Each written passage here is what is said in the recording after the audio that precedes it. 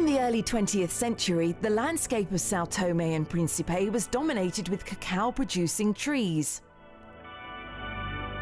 More than 100 years later, cacao is still the most important crop here. But the country is no longer a major player in the industry. One company is on a mission to revive and evolve the old cacao traditions.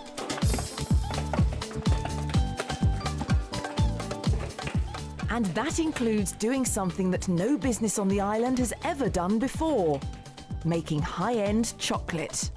Claudio first came to Sao Tome in 1992. Before then, he was working with coffee in what is now known as the Democratic Republic of Congo.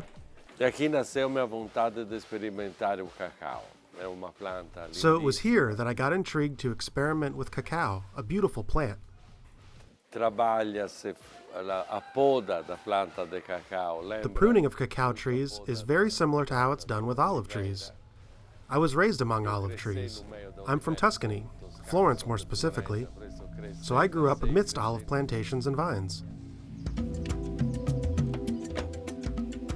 The cacao is grown on a plantation located in Principe. This was one of the first rosas to grow cacao in the 19th century.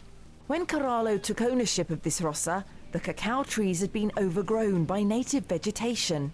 Slowly, his workers were able to bring back the trees and begin harvesting them once again. As plantas que nós cultivamos são as descendentes das plantas que foram introduzidas aqui.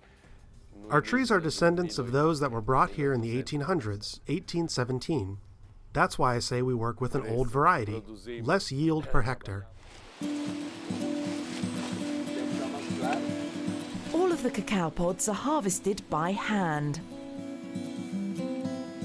The workers remove the ripe cacao pods by cutting through the stalk with a sharp blade, so the tree isn't damaged.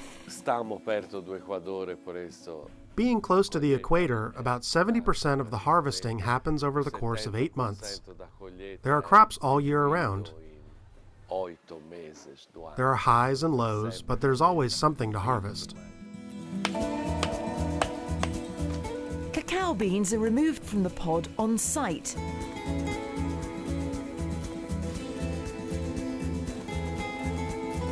Then transferred to the sorting area before going to fermentation and drying. Once the cacao beans are dried, they are put in small bags and sent to Caralo's other rosa, Nova Mocha, on Sao Tome Island. After the cocoa comes here, the separation, the sides, the big, medium and smaller. And after we roast the cocoa, and the roasted cocoa come here.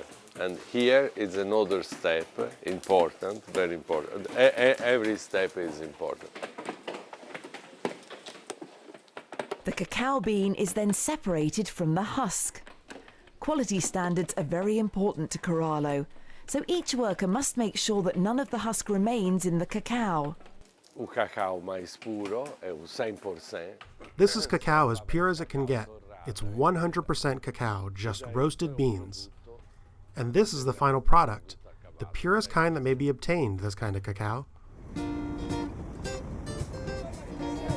The last step of chocolate making is a short drive away in Sao Tome City.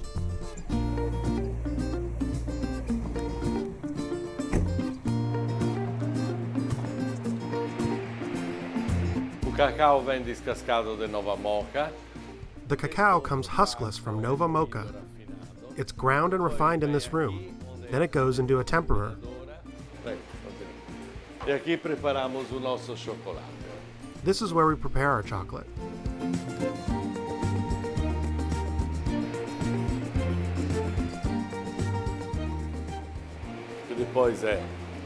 And we leave it in another room to cool down and consolidate. Then it's cut up and weighed, placed in small bags, and moved outside where it gets the final touches.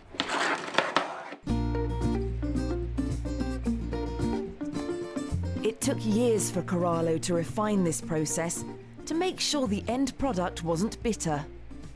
No laboratorio aveva differenti etappe, differenti ensaio We'd run multiple tests at the lab. Such tests would take place at different stages, like roasting, husking, and grinding of the cacao. Making chocolate wasn't our end goal, but it was part of one of the tests we ran for our research. In order for us to be able to spot anything, the cacao aroma had to remain untouched throughout the entire process, much like it's done in Tuscany with cold-pressed olive oil. He says his chocolate business began by chance. Per fazer uma prova de cacao.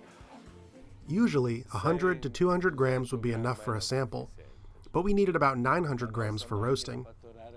So I started offering chocolate tastings at home and to some friends, until we were approached by a small store interested in selling our chocolate. It all began with that store. Our first foreign client was Fortnum & Mason, a famous store in London. And now, customers come here to Sao Tome to taste Carallo's chocolate. A high-quality product he's proud to say is 100% African, from bean to bar.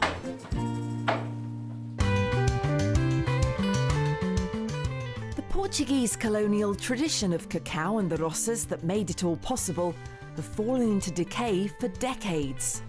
But from the ruins, the people of Sao Tome and Principe are starting to see new growth. This lush tropical island nation is now looking beyond its roots and into the future.